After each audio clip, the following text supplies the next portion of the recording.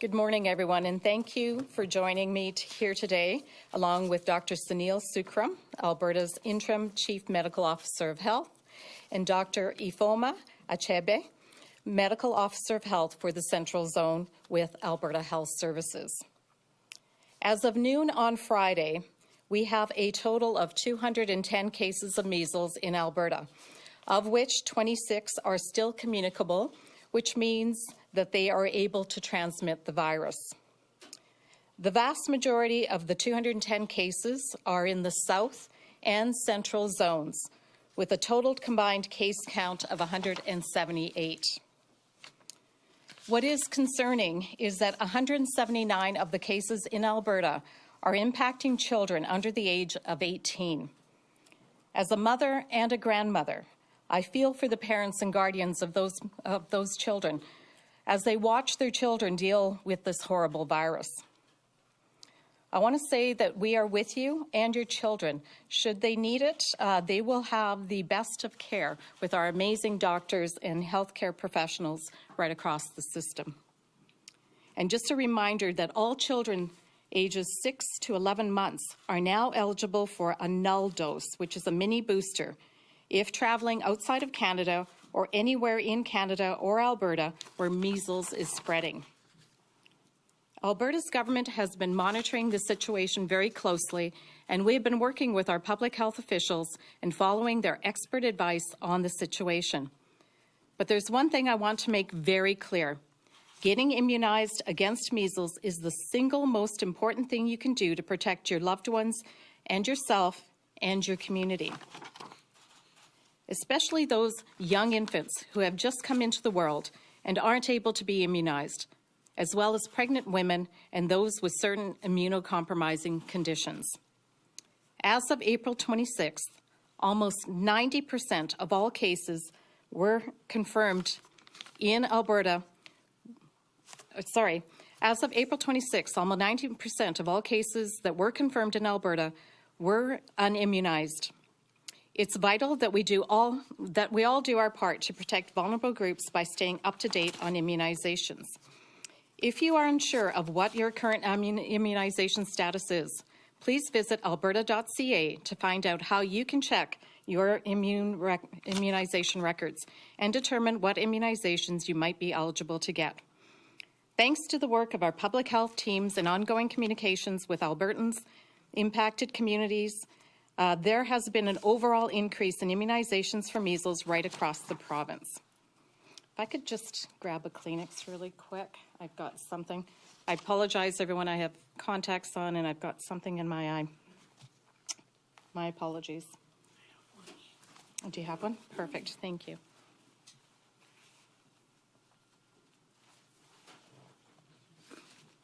Okay. My apologies for that.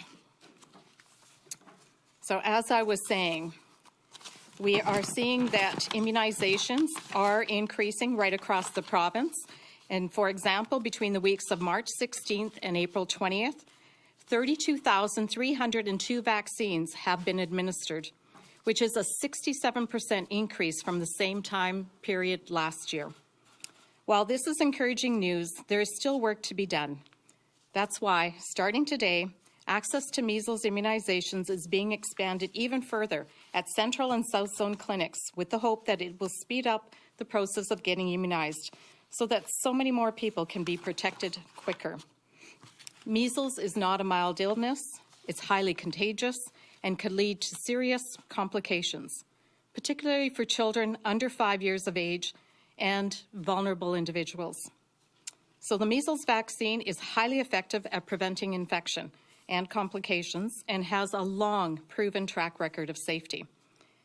That's why next week we will be launching an expanded advertising campaign to help get the information out to Albertans in a much broader way.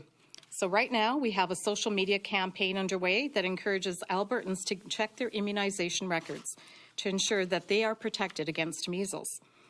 And while this campaign has been successful, we realize we need to do more. And that's why we're preparing to launch a broader campaign in the next week or so that will include radio, print, digital, and expanded social media advertising. The campaign is simple. Don't get measles, Get immunized. As part of this campaign, we're developing a toolkit for daycare providers to help ensure parents have the information they need to protect their children. We will have more to share on this and have plans to communicate with childcare operatives when the toolkit is ready and where they can find it. To help reach as many Albertans as possible, the campaign will be transmitted into over 14 languages.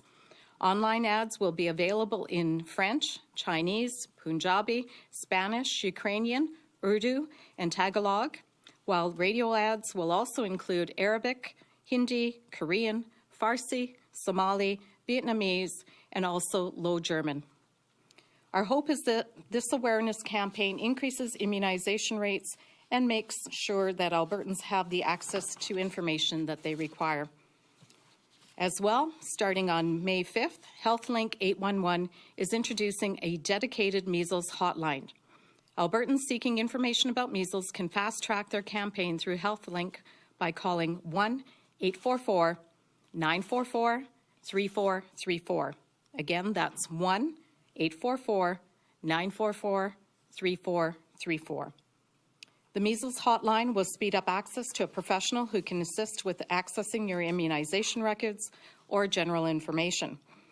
That line will also be able to provide advice for those experiencing measles symptoms or are feeling unwell, and can assist with booking measles immunization appointments or locating a public health clinic offering immunization in your area.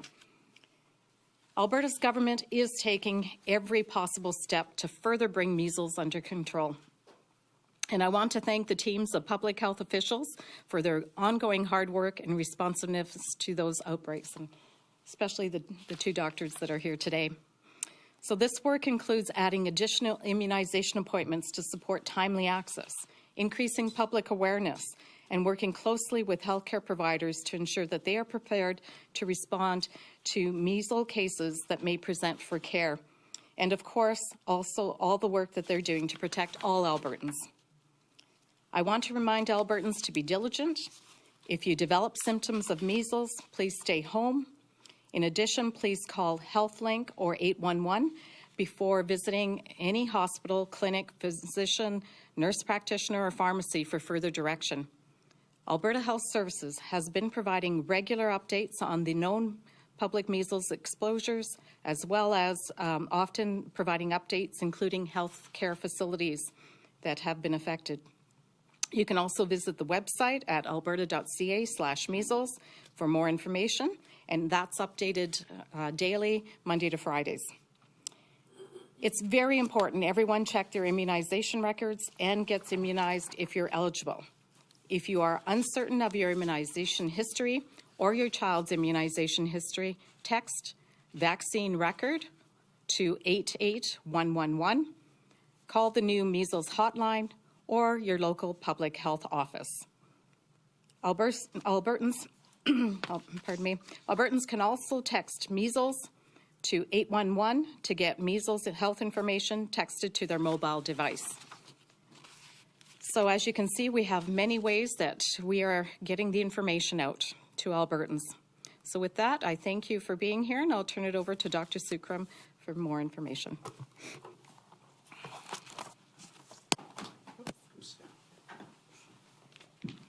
You're going to have pity with me. This is my first time doing this. So. Thank you, Minister. Good morning, everyone, and thank you for being here. I want to speak directly to Albertans today about this growing public health concern. Measles is spreading right here in Alberta. At this time, we're looking at the highest number of measles cases in the province in decades. This is a disease we rarely see in Canada or Alberta for many years, thanks to the high immunization rates. And I have to admit, I've been practicing emergency medicine at the University Hospital for 25 years, and I've never seen a measles case in my career. So up until now, we thought the disease had been eradicated, but things have changed. Measles is now circulating in several areas in our province, and it's quite concerning. Measles is one of the most contagious diseases we know of. It spreads easily, especially in communities or places where people gather frequently, especially indoors, or where immunization rates are low. In Alberta, we're seeing this clearly. Almost 80% of the current measles cases are in central and south zones currently. And these are areas where vaccine coverage has fallen, sometimes due to concerns about safety, sometimes due to cultural beliefs, and sometimes due to misinformation. People are living busy lives now and may have forgotten about getting vaccinated, or their children's vaccination schedule were disrupted due to the pandemic over the last couple of years. For whatever reason, the result is the same. When fewer people are protected, measles spreads, and the risks go up. The complications from measles are serious. They include pneumonia, swelling of the brain and spinal cord, and even death. Measles also weakens the immune system, making people more vulnerable to other infections. The truth is this: measles affects children under age 5 years of age the hardest. Outbreaks can happen quickly in settings such as schools, sports events, places of worship, and childcare centers. One case can easily lead to many more. People that are infected with measles initially present with very benign symptoms, some like fever, cough, runny nose, and red eyes. But this is followed up by a blotchy red rash about 4 days into the illness. The rash usually starts on the face and progresses to the trunk, the arms, and the legs. The rash can spread, or the virus can spread 4 days before the rash develops and up to 4 days after the rash develops and appears. And so it can be difficult to recognize that you have measles, and yet you're still spreading it to other people. Children under age 5, pregnant women, and those with weakened immune systems are most likely to face severe outcomes. Babies under 12 months are not routinely immunized until 1 year of age, according to the Canadian immunization guidelines, and they rely on the people around them to stay safe.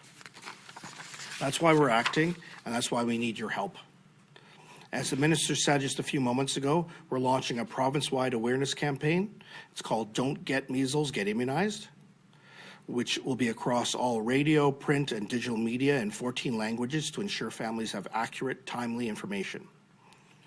We're working closely with healthcare providers, schools, community leaders to share the facts and offer support. We're also expanding access to measles vaccines across all zones starting today. For families with infants between 6 and 11 months old who live in and are traveling to high-risk areas, an early dose of the measles vaccine may be available.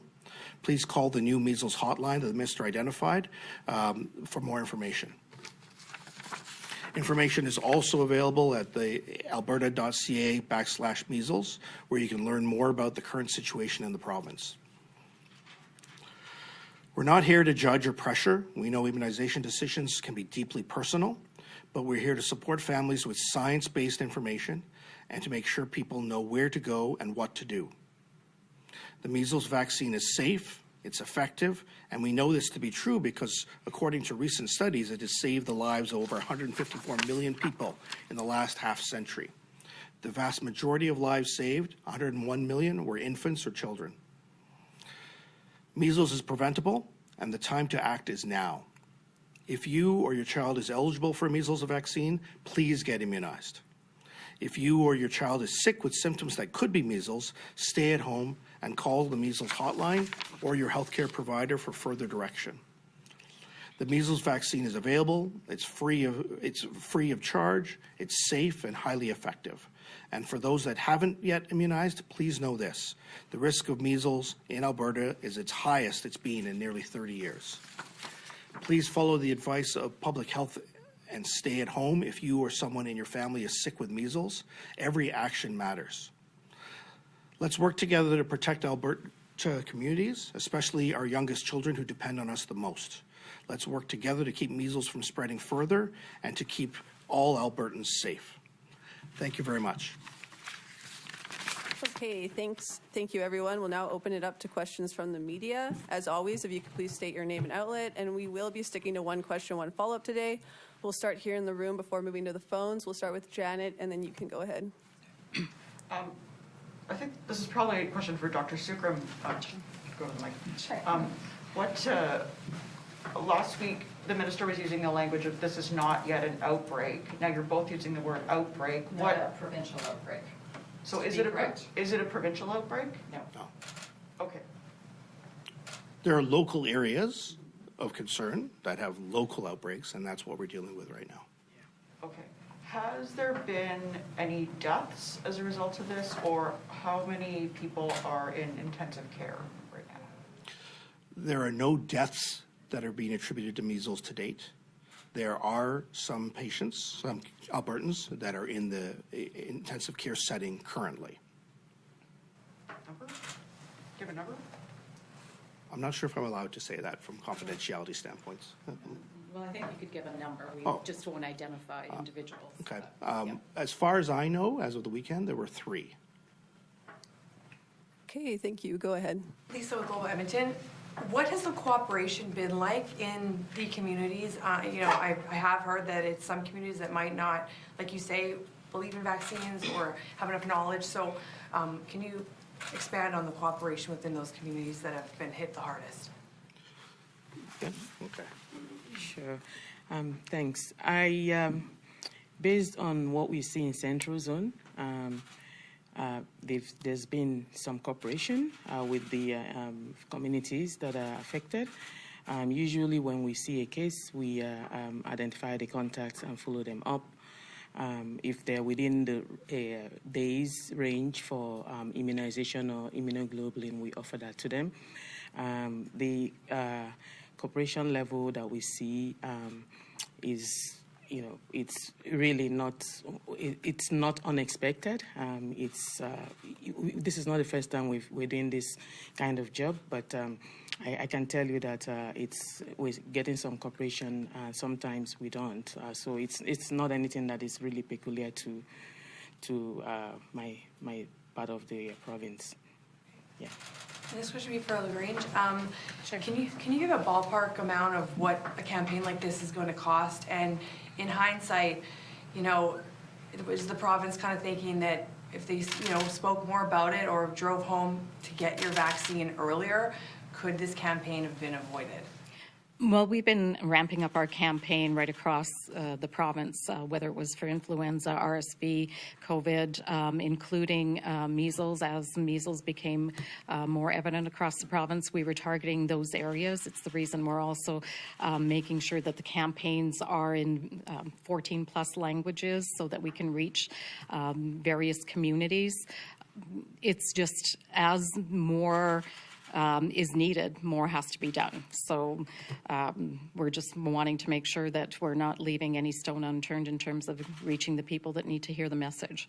So I don't have a ballpark figure on the cost of the campaign just yet, but I know that typically we are spending many dollars to make sure that we're getting vaccination information and immunization information across the province. And, that's in addition to what we normally would spend every year and the amount of work that we do within our school systems and in our communities. Huge shout out to our public health nurses that are constantly meeting with families and communities, and healthcare professionals that are constantly meeting with families and communities that are most affected, because it is the unimmunized and the under-immunized that are most affected, particularly by measles. Okay, thanks. We'll now move to Catherine, and then you can go after. Yeah, so Catherine Kowalski, Alberta Today. So can you explain a bit more, because there are some communities who aren't on social media or online. You mentioned you're expanding those campaigns. So what are you doing for outreach to those communities that may not be online, might not have the community paper?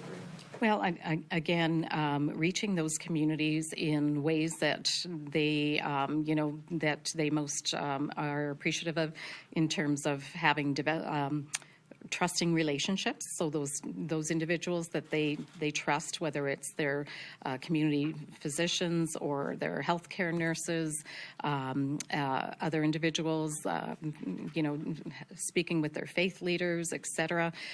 For some groups is very effective. So it is really, I'll turn it over to Dr. Achebi very soon here to expand on that. But it really is, how do we develop trusting relationships with those communities that are under-immunized or unimmunized. How do we get the information out? It's, as I said, reaching them in their own languages, developing those trusting relationships, having those conversations, and as Dr. Sookram said, not being judgmental, but really just going in with the information and the science and helping them through the process. Dr. Chebe, if you'd like to expand. Yes, so in Central Zone, for example, we've been reaching out to these folks through their leaders. We've also been sending up-to-date information to the communities and also to physicians or healthcare workers working in those areas.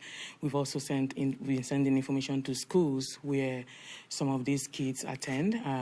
So we've been working very closely with education in those areas, principals, superintendents, community leaders, and physicians and other healthcare workers. If I may add, the medical officer of health teams of the various regions know that the boots on the ground. They know their people and their communities, and they've been out engaging them as much as possible. And this was a disease, as I said, we thought it would have been eradicated. So what is that vaccination percentage threshold that we need for herd immunization or community immunization? Take that. So for us to achieve herd immunity, we need to have 95% of the population immunized to prevent further spread. Unfortunately, we're not there yet. In my zone, for example, we're at 90, like in Central Zone. And then in northeast area of my zone, where we're seeing cases, we have about 72%, which is not very ideal. So that's why we're seeing some cases there, and that's why we're taking these measures to promote immunization. And if I could add to that, just briefly, we are seeing those immunizations climb. As I said earlier, we've got about 67% increase in immunization from the same time last year. Right now, by the age of 13, approximately 90% of 13-year-olds have both doses of the measles vaccine, and by the time they reach 17 years of age, that is actually 93%. As Dr. Chebe said, we need to get 95%, so we're almost there, but again, we need to see that right across the whole province. Jack Farrell with the Canadian Press. My first question, just following up on Janet's, what's the threshold for it to be determined like a provincial outbreak? Like what is the threshold to hit there that we call it that? Well, we would have to see cases in every zone continuing to climb, and we do not see that across the province. In fact, Calgary zone and Edmonton zone have been down to roughly about 5 cases. They've been at that since pretty well the beginning. And that's all of Edmonton zone, all of Calgary zone. We have started to see, I think there was one case in Calgary zone on the weekend.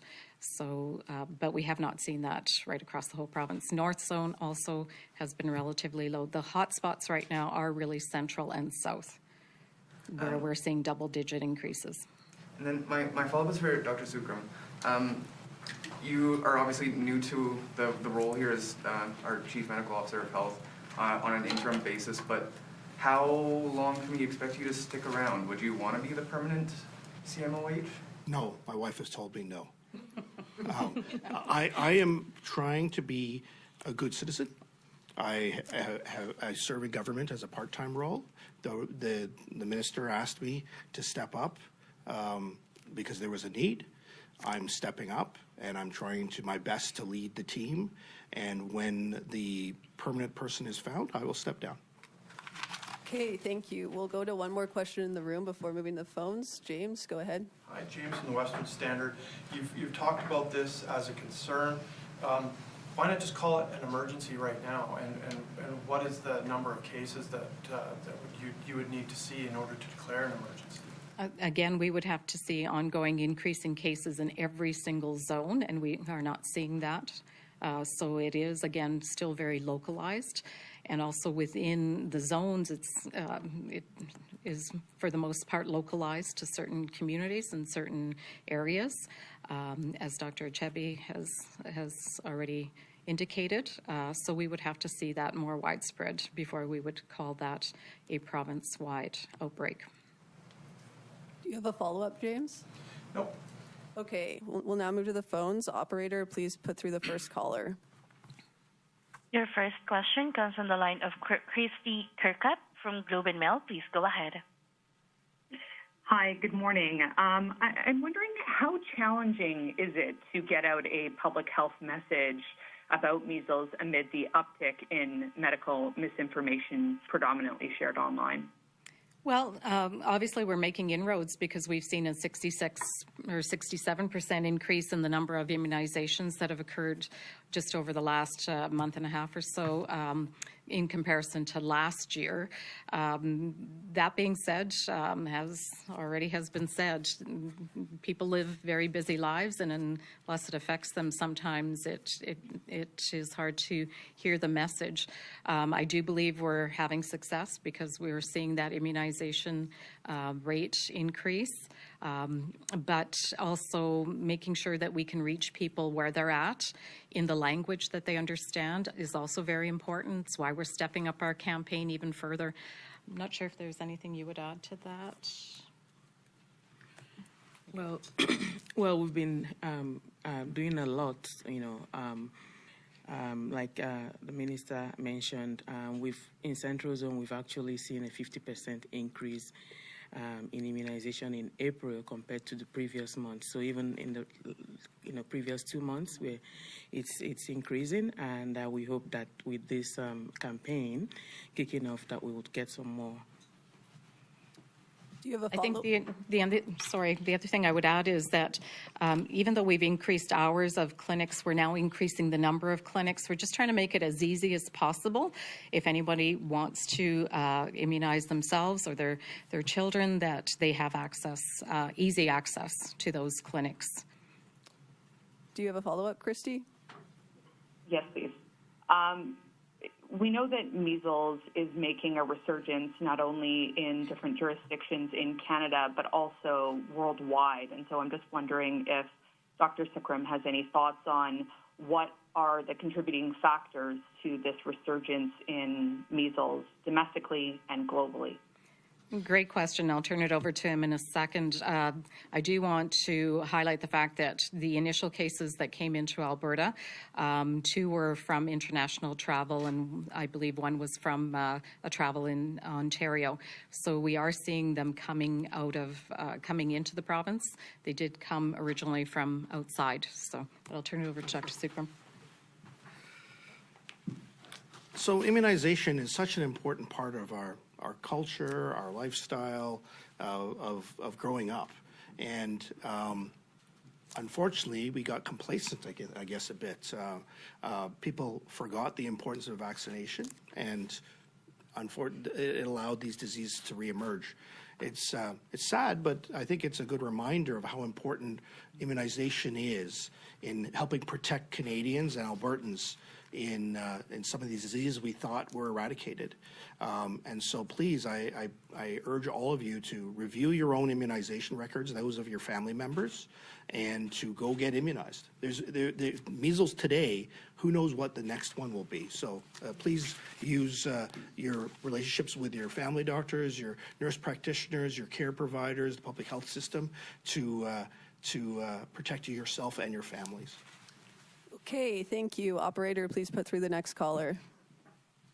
Your next question comes from the line of Mario Cabradilla from Great West Media. Please go ahead. Good morning. This is for Dr. Ifeoma Katebi. 13 cases of measles have been reported in the Two-Coast area in April. April. Has the situation stabilized, or have you seen increased cases, or or are there still active cases being monitored? Oh, so for that area, we've been seeing cases since March. It's for most of the cases that we've seen in Central Zone are from the northeast area, so that's the Two Hills Vegreville area, and that's at Friday we were at 72, so that number has increased. Do you have a follow-up? No follow-up. Thank you. Okay, thanks. We have time for one more question. Operator, please put through the next caller. Your next question comes from the line of Jennifer Lee from CBC News. Please go ahead. Hi, thanks for taking my question. This one is for Dr. Sookram. I'm wondering if, given measles is just so highly contagious, what are the province's plans in terms of, for example, standalone assessment clinics? Are those in the works? Are there some operational? Can you give us a sense, sort of an overview of where that is at, if you see that as being necessary? And if so, where are you looking at putting them? When will they be operational? That kind of thing. First of all, Jennifer, I'm a big fan, so I read the CBC, I read your articles. So with respect to your question, we have started conversations about measles assessment and treatment centers. AHS and the ministry have been working together to fine-tune that plan. When the threshold has been met to implement that plan, like we've done for influenza, like we did for COVID, and there's a need for that service in particular, I think we'll be prepared to launch that. Do you have a follow-up, Jen? Yeah, I do. Thanks. Can you kind of give us a few more details about what the threshold for that is? And then just sort of to follow up on that, given what we're seeing in places like Ontario and the spread there and the increasing numbers we're seeing here that, the case counts daily have been increasing quite significantly over the last little while, what is your confidence that this can be reined in? Or do you expect that we will see a situation similar to what they're seeing in Ontario? Those are good questions.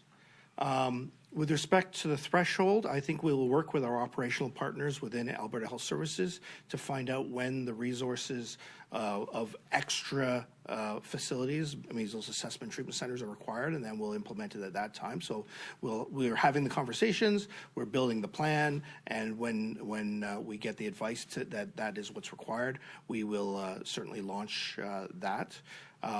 With respect to the growth of the disease, we are now taking active steps through immunization programs to try and stem that growth. It'll take a couple of weeks to months to see the fruits of that effort. It's not a quick thing, right? The immune system is complex, and when I was in medical school, that was the hardest part of medicine, learning how the immune system works and its complexities. So it'll take a while, but I'm hopeful that the steps we're taking now will bear fruit in the near future. Okay, thank you, everyone. That's going to conclude our press conference for today. Thank you.